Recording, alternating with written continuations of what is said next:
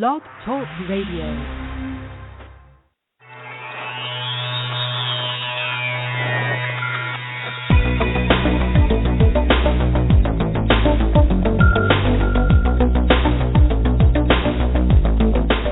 Across the country and around the world, streaming live on the internet, it's Real Estate Coaching Radio, bringing you the latest news, interviews, and secrets of the top producers. Hosted by award-winning real estate coaches, Tim and Julie Harris. Welcome back to Real Estate Coaching Radio. We are your hosts, Tim and Julie Harris. And this is, of course, your unfiltered, full-strength honesty about what is truly working to get you into action and make you money in this new real estate recovery, in this new real estate economy. And every one of you listening, I know we're getting lots and lots of new listeners. This was a record month for new listeners. Now, this is actually a record month for us for total listens. And so for all of you that we are just getting to know, I want you to have this very clear in your head, that we are at the very beginning stages of what will be a 7 to 10-year real estate recovery. I don't care where you are in the country, but you will be experiencing an ever-improving real estate market. If you personally decide to be part of this new real estate boom, you're going to have to, get into action. You're going to have to learn how to be of service to others, and obviously you're going to need a lot of education. So embrace what this new market has to offer. Make the most of it. Make this the best next decade in your real estate career.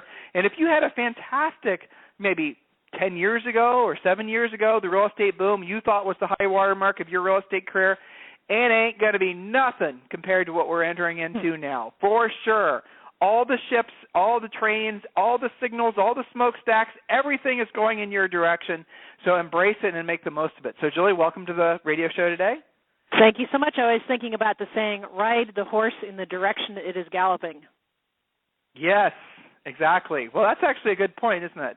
You know, money is going to be flowing, and a lot of you were smart enough to embrace the opportunity of short sales, REOs, BPOs, a lot of the distressed stuff that was, say, from 2007 through arguably 2013 for a lot of you.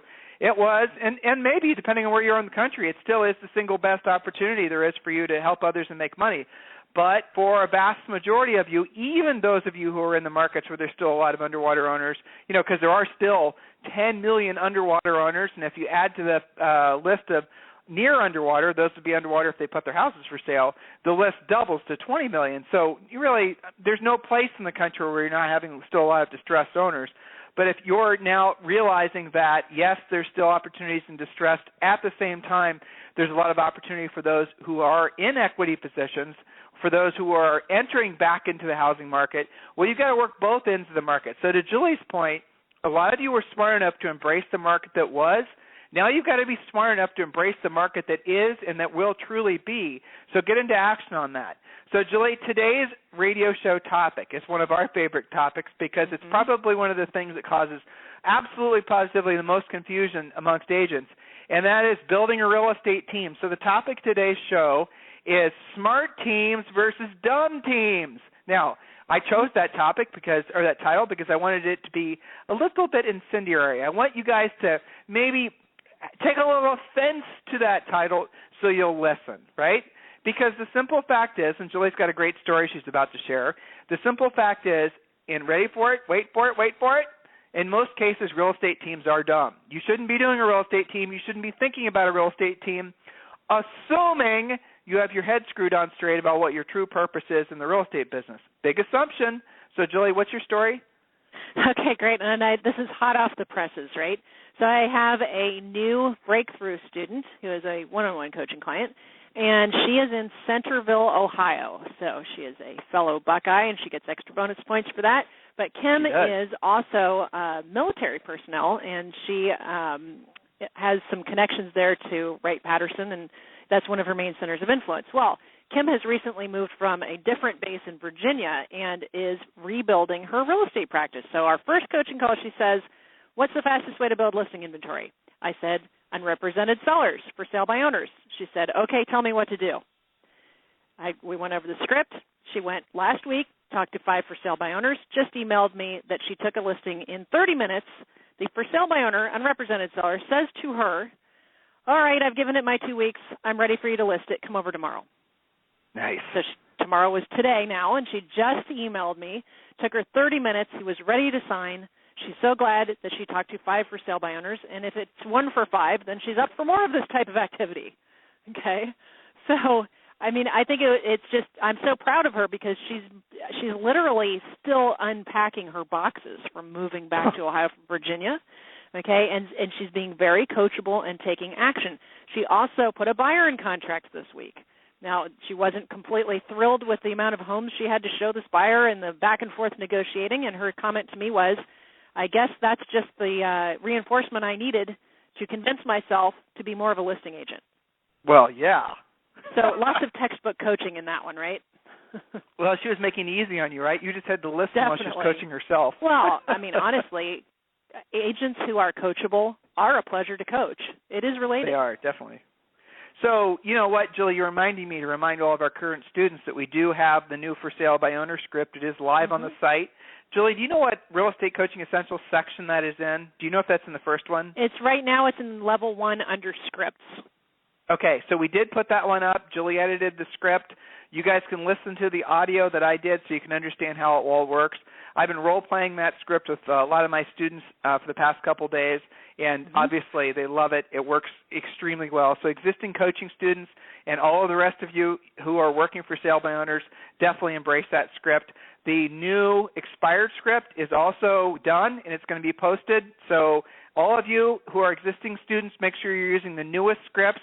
New market, new opportunity, new ways of communicating with people, because really most of the other scripts that are floating around out there you guys can download from different websites, they're literally 30 and 40 years old, and they don't make any secrets about it. They'll say the script was written, in 1962. Well, guess what? Everything is different now. The way you communicate with people is different now. The vernacular, those are the words that you use, different now. The phrasing, how you talk about things, everything has changed. So change with the times. Otherwise, guess what? You're going to be using scripts that don't feel comfortable. You're going to be saying things that don't feel natural. And no surprise, you're not going to be getting any results. So the topic of today's radio show, smart teams versus dumb teams. And we're going to talk about that. Actually, we're not going to take a break today. We're just going to roll right into it. Now, I have to do a little quick commercial break for myself. Just a reminder for all of you, if you guys are ready to take your businesses to the next level, especially existing coaching students. We have thousands of you. Or if you're interested in becoming one of our coaching students, real quick commercial break. Here it is. Ready? Go to freecoachingcallsforagents.com. That's it, right? freecoachingcallsforagents.com, and you could schedule a coaching call with one of us. And Julie and I are keeping ourselves up there because you guys were insistent on it. We're probably the hardest to schedule with because we're booked up, but you can, if you're willing to wait, you can wait maybe a week. You can get a coaching call with Julie or myself. All of our other coaches, usually you can get in a coaching call with them within a day or two. So, we'll rotate the list. The coaches that have been up there are kind of wanting to be rotated off so I can put new coaches up there. No worries, we'll do all that. And also, I hadn't thought about doing this on the radio show, but I'll throw it out there. We are actively looking for those of you who are having a coaching background. Now, we are extremely particular about who we'll hire as a coach. You have to have actually sold real estate before. You have to have actually sold real estate at a high level. We don't want anybody who just wants to be a coach but hasn't been really, really successful at selling real estate. So if you're interested in pursuing that conversation, why don't you email me directly? And my email address is coach, C-O-A-C-H, Tim, T-I-M, Harris, @gmail.com. That's my private email address, but you guys who are listening to the radio show, if you're interested in becoming a coach, just email me directly, and I'll put you in contact with our staff, and we can start that conversation. So, Julie, we get free coaching call requests all the time. And a lot of these agents, and I have to say it, I'm going to call it what it is, a lot of these Keller Williams agents have it in their heads that in order to be successful in real estate, they have to have a team. Now, we're not going to talk about the politics and the hidden agenda that might be behind the pressure that a lot of you guys are feeling to form teams. We're not going to talk about, what the real purpose of pressuring you guys to form teams probably is. But what we're going to do, because we are the only agent-centric coaching company, is we're really going to drill down on this radio show in the time that remains, focusing on whether or not a team actually really makes sense. So here's a thought for you. what is your product? Okay, we're going to start out with a really basic question. What is your product? Those of you who are just tuning in to us for the first time, this is really going to raise your eyebrows. I'm asking you a serious question. I want you to say your answer out loud, or at least say it to yourself. You are a realtor. You are either successful or working on becoming successful. You're either helping a lot of people, selling a lot of houses, or you're working on accomplishing that goal. What is your product? What is it that you produce? What is it that you make? Now, typical answers, Julie? My great customer service is my product. Okay, that's a lot of you will say. Some of you will say, and these are all good answers. They're not bad answers, but they're not the correct answer. A lot of you will say closings. A lot of you will say homes. A lot of you will say, I don't know, all kinds of other things. Some of you, like 1 in 100, will give the right answer. And here it is. Your product is profit. Profit. Your profit. Your product is profit. Your product, the purpose of you owning your business, running your business, is profit. You don't produce really anything because you're just essentially a middleman, right? That is what you do. You don't make houses. They're made. Happy customers, those are part of your job. That's not the product. Your product is what you have as a result at the end of the transaction, or you don't, which is profit. Now, if all of you will just, maybe a lot of you, I realize, aren't ready for that message. But if you ever become serious about becoming financially independent, rich, if you will, and that's where your money works for you and you no longer have to work for your money, you're going to have to shift your mindset away from the traditional real estate thinking and start thinking like a real business person and start realizing that to be successful, truly successful, building long-term wealth, you have to have the mindset that your product is profit. So when a lot of you come to us and you're asking for help building your teams, the interesting thing is those same people are very, very rarely focused on product as their profit. How do I know? Because they never talk about it. All they talk about is basically selling more houses. More houses does not equal more profit. There's another big myth in the real estate business. You guys are being lied to into being led to believe that selling more and more and more houses, building a big team will make you rich. It doesn't. It very rarely does. There are almost no exceptions to that rule. Matter of fact, I don't know of a single really successful real estate team where the owner himself or herself is really, really, truly wealthy to the point where they no longer have to be part of the team. There are people that claim that fact, but from my conversations with them, for the most part, unless they've learned to invest outside of their real estate business, they're still dependent on that income to make ends meet. So they've not yet basically created a situation where they're truly wealthy, where their money works for them and they no longer have to work for their money. A real estate team is something that results in a very, very low, barely double-digit profit margin for the owner. Now, I'll give you guys an example. We were doing an interview with Pat Hyben on this radio show. You guys can go back and listen to it yourself. He was talking about during the peak of his business for a year or two, they were doing $5 million a year in commissions. Now, he had an army of people working for him. Wait a minute. That's not in volume. That's in commission. Yes, in commissions, right. Exactly. So he actually had, a big number, right? I mean, there's not very many people in the country that earn $5 million a year. I mean, the average agent earns $29,000. Pat and his team were earning $5 million a year. So if you guys had to guess, and again, I totally give Pat props for actually being honest about this. Creating it, yeah, and being honest. Well, about being honest about answering the question about what his net is. So when asked how much is this net from making creating a business that earned $5 million, it was less than $1 million a year. Now, $1 million a year is still a lot of money, but $1 million a year, obviously then he had his personal overhead and his taxes and the rest of it. The percent is what's interesting. It was less than 20% net before taxes is how much he was making per year. And how many deals did he have to do to create that? That's a lot of work. And his average sale price was like $450,000, Yeah. So, guys, here's the thought for you.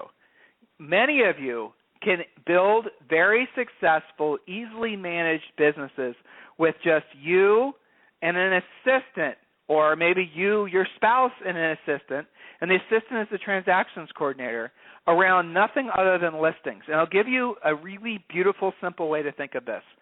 So why don't you stop worrying about buying buyer leads. Stop worrying about Trulia, Zillow, Realtor.com, and, oh, yeah, as we told you would happen, guess what? Realtor.com announced yesterday that they're raising their prices. Trulia and Zillow, I am sure, will do the same thing. So those of you who are still buying buyer leads, we told you it wouldn't work for long. We told you that the numbers really wouldn't make sense this year. And I hate to say we told you so, but we told you so. So build your business around listings, not around buyers.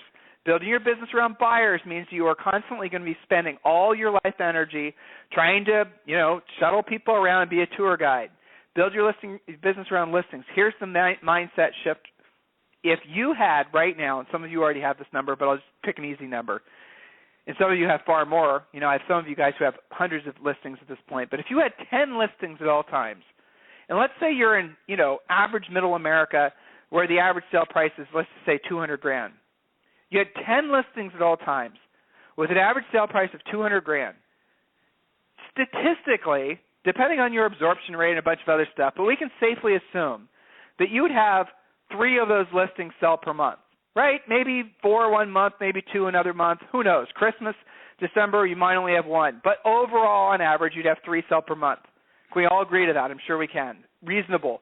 In some markets, they'd obviously sell faster, but we're trying to pick a reasonable number for the sake of explanation here. 10 listings at all times, 3 would sell an average per month.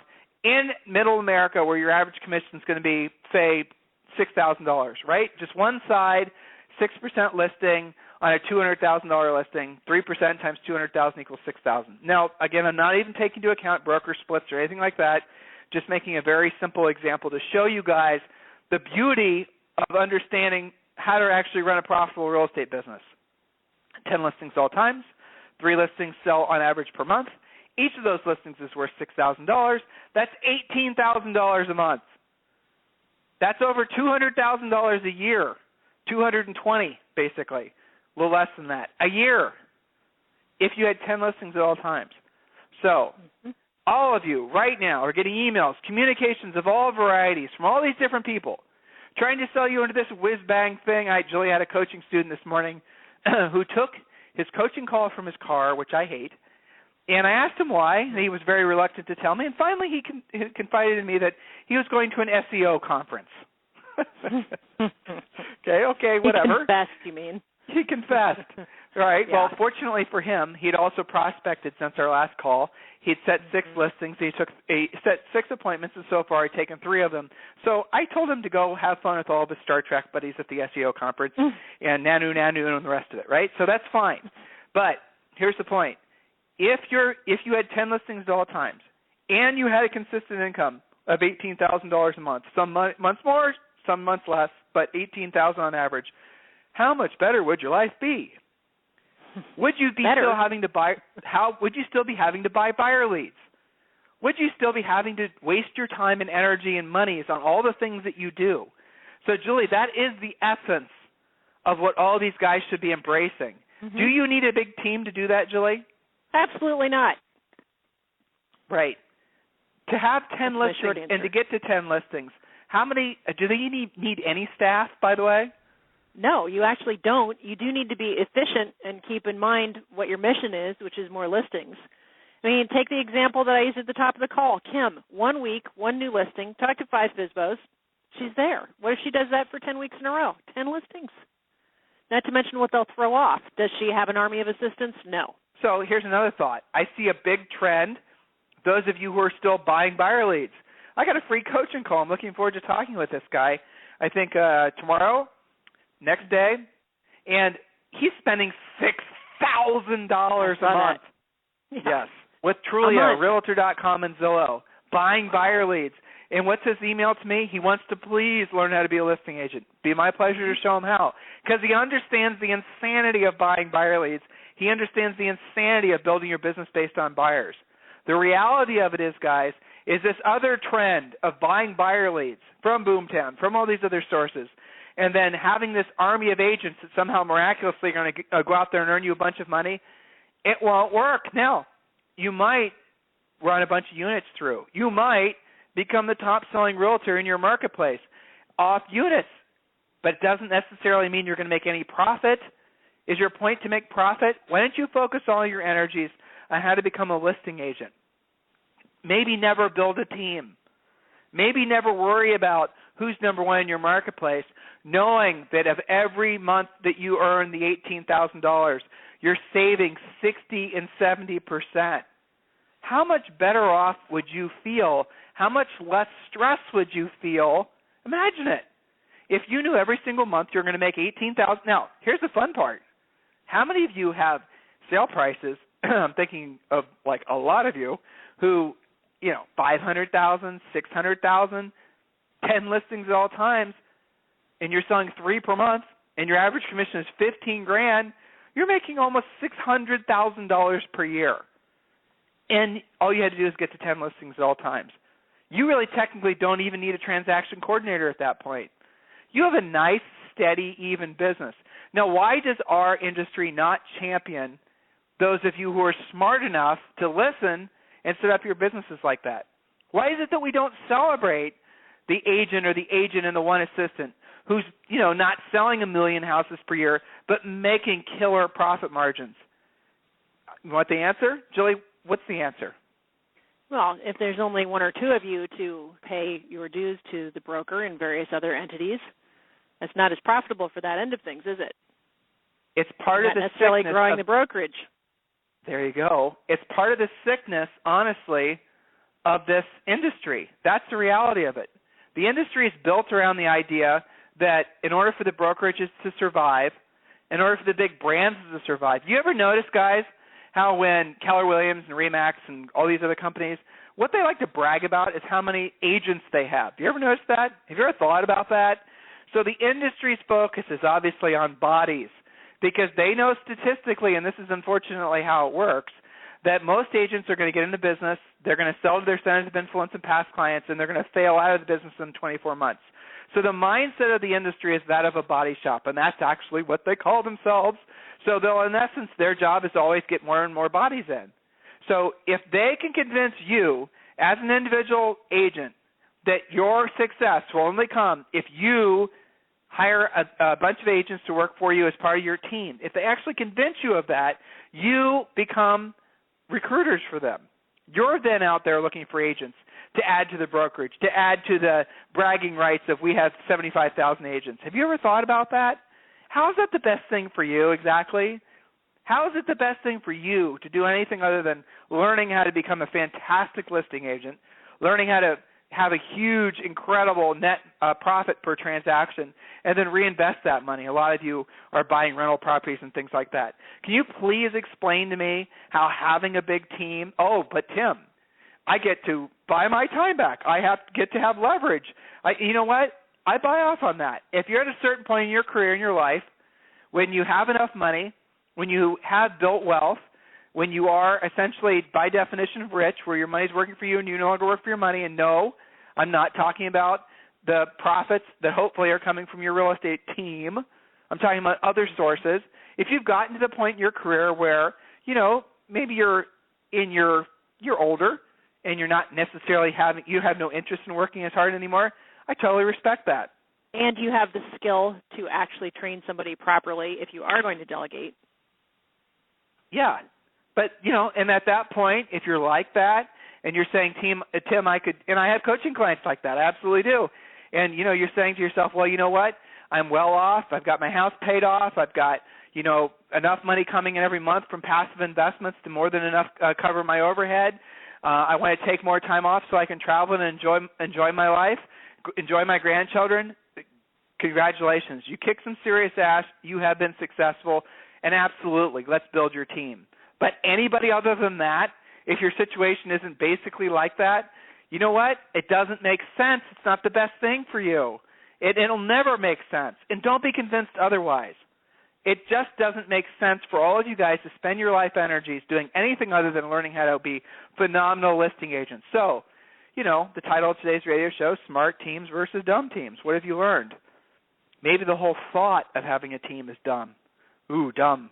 Bad word. I get it. Bad. It's intended to be. It's intended to raise eyebrows. The intention was to get you guys to question some of your dogmatic thinking. Where does that come from? Did you get into the real estate business wanting to form a team? Probably not. Somebody convinced you of it, didn't they? How about you get your head screwed on straight again, and you remember that the reason you got in the real estate business was to make profit. So you could take care of your family. Yeah, I mean, that's it. So, Julie, I know we have these free coaching calls every day when we're trying to help these people kind of see through the clutter. Anything else you can think of to help me get the point across? Well, I mean, we do have a lot of requests about, I'm building my team, I'm doing this, I'm doing that, and I always go straight to, how they're going about training the people they're delegating all the leads that they're paying for, right? So what really, after you paid for the lead, and half of the leads are squandered because you're not using pre-qualification scripts, and nobody on the team is using the philosophy of urgent lead follow-up. I mean, it's even worse than not having any profit because some of those deals aren't getting closed at all anyway. There's nothing to take profit from. So there's a rash of trying to delegate before you are yourself necessarily in a position to coach somebody to make your business more profitable. So it's like this spiral, right, where agents believe that's what they're supposed to be doing and they delegate everything and then they get mad because things aren't closing and then they run their business into the ground versus just learning the skill and keeping it, if you're going to have a team, keeping it nice and tight and small and profitable, or making the decision it's going to be you and maybe a personal assistant and be done with it. I mean, that actually is less stressful. It stresses me out even talking about it sometimes. It is. It's crazy. Because I feel their pain. I see what they think they're building, and then I find out the lack of profit. Because, I mean, on some of these big teams, all they have to do is have a light month or two, and then they're borrowing from their own savings just to keep the team alive. How fun is that? But isn't that what happens? Isn't that exactly what happens? Yeah, that was the tail end of Pat's story, too. I mean, the market slowed down. He had all these fixed costs, and then out went his profit. And that's what happened, by the way, guys. Those of you who have been in the business that sold through the boom, and you heard all about it, you guys maybe know some of these big teams that formed and all the rest of it. What happened to them? They went away.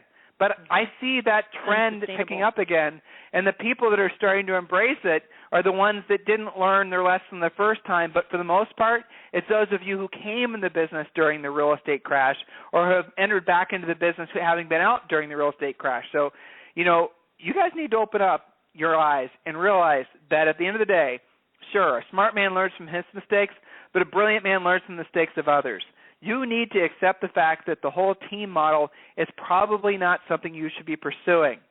It's not something that's going to result, assuming your goal is profit, assuming your goal is to become rich, assuming your goal is, rich being when your money works for you and you no longer have to work for your money, assuming those are your goals, the team idea is something you need to seriously question as to whether it truly makes sense for what you're trying to accomplish. I know that a lot of you are confused about this, and I'm sorry that you are, and we're here to help. So what you need to do now is consider requesting your own free coaching call at freecoachingcallsforagents.com. We'll talk with you tomorrow. Have a fantastic rest of your day. This program has been a presentation by Tim and Julie Harris, Real Estate Coaching. For more information on our real estate coaching and training programs, visit our website at timandjulieharris.com. Remember to tune in weekdays at noon for upcoming shows. And until next time, thank you for listening to Real Estate Coaching Radio with Tim and Julie Harris.